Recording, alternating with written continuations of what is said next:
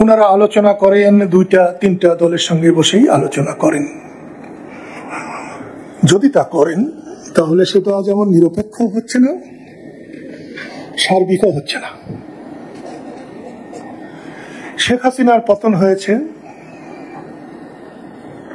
স্বাধীনতা বিলুপ্ত হয় নাই। শেখ হাসিনার পতন হয়েছে বলে বঙ্গবন্ধু মুছে যায় নাই। শেখ হাসিনার পতন হয়েছে বলে মুক্তিযুদ্ধ হারিয়ে যায় নাই। কিন্তু কিছু কিছু ক্ষেত্রে শেখ হাসিনা মানেই বাংলাদেশ, শেখ হাসিনার আওয়ামী লীগ মানেই বাংলাদেশ, শেখ হাসিনা মানেই বঙ্গবন্ধু শেখ মুজিব, শেখ হাসিনা মানেই মুক্তিযুদ্ধ, স্বাধীনতা। জয় বাংলা বলে যে দেশকে আমরা স্বাধীন করেছি, আপনার জয় বাংলা পছন্দ না হতে পারে, কিন্তু সেই জয় বাংলা বলার জন্য আপনি জেলখানায় নেবেন, ভাবিকালের ইতিহাসের কাছে কি জবাব দেবেন? জবাব নাই। আমি সেই জন্য আজকে আপনাদের প্রস্তাবনার কোনো সাহায্যই হয়তো তেমন করতে পারবো না। আমি এসেছি শুধুমাত্র সাংবিধানিক একটি প্রতিষ্ঠান, নির্বাচনের ক্ষেত্রে তফসিল ঘোষণার পর সর্বোচ্চ প্রতিষ্ঠান। আপনারা কি মনে করবেন আমি জানি না, কিন্তু আমি মনে করি নির্বাচনী তফসিল ঘোষণার পর নির্বাচন কমিশন হচ্ছে রাষ্ট্রের সরকারেরও উপরে, এবং নির্বাচন কমিশনের সমস্ত কথা সরকার শুধু পালন করবে, সরকার কিচ্ছু বলতে পারবে না।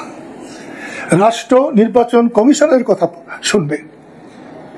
নির্বাচন কমিশনের বাইরে ওই কদিন কারো কোনো কর্তৃত্ব নেতৃত্ব থাকার কথা না।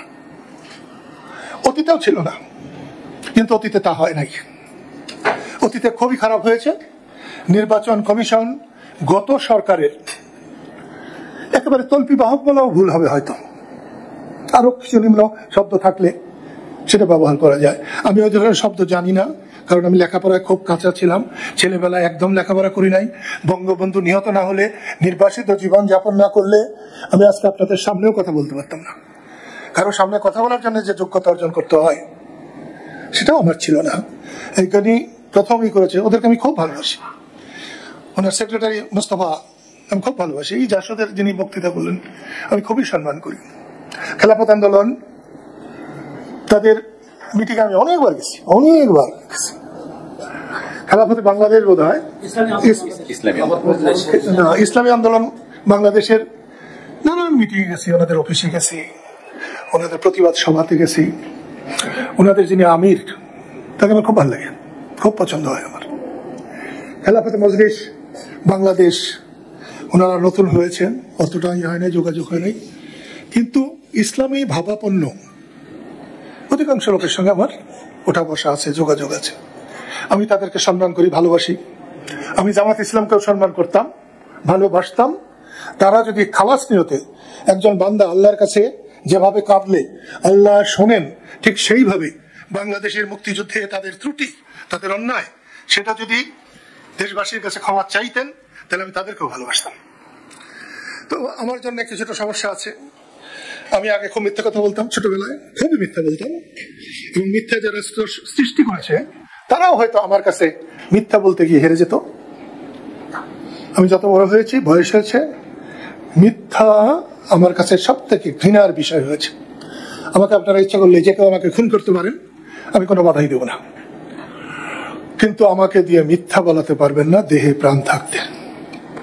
আমার মন যা বলে, হৃদয় যা বলে, তার বাইরে আমি যাই না। আজকেও আপনাদের যেটা আমি বলতে এসেছি, গত নির্বাচনে আমি দাঁড়িয়েছিলাম, 24-এর যে নির্বাচন হয়েছে সেই নির্বাচনে আমি দাঁড়িয়েছিলাম।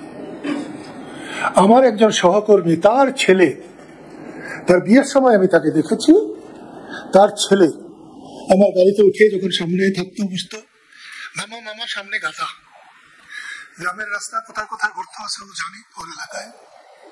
সে কিন্তু নির্বাচনে দাঁড়িয়ে গত 24-এ জিতেছে। আমি খুশি হয়েছি। এই জন্য খুশি হয়েছি যে এই যে আল্লাহ যে পরিবর্তন এনে দিয়েছেন, আমি কিন্তু মনে করি না এই পরিবর্তন জামাত এনেছে, বিএনপি এনেছে, বা এই যে এখন যে কি নাম এনসিপি করেছে ওরা এনেছে, আমি এটা মনে করি না।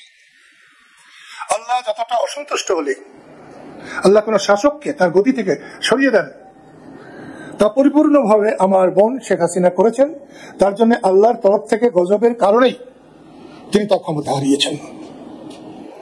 যতগুলো মানুষ 5 তারিখে বেরিয়েছিল, আমার টাঙ্গাইল শহরে বাড়ি, আমার বাড়ির পাশের রাস্তায় যে মানুষ আমি দেখেছি, টাঙ্গাইল শহরে 72-এর পরে বঙ্গবন্ধুকে যেদিন আমি অস্ত্র দিয়েছিলাম তার আগে এবং পরে, এই 24 জুলাই আন্দোলনের আগে কোনো দিন অত মানুষ হয় নাই।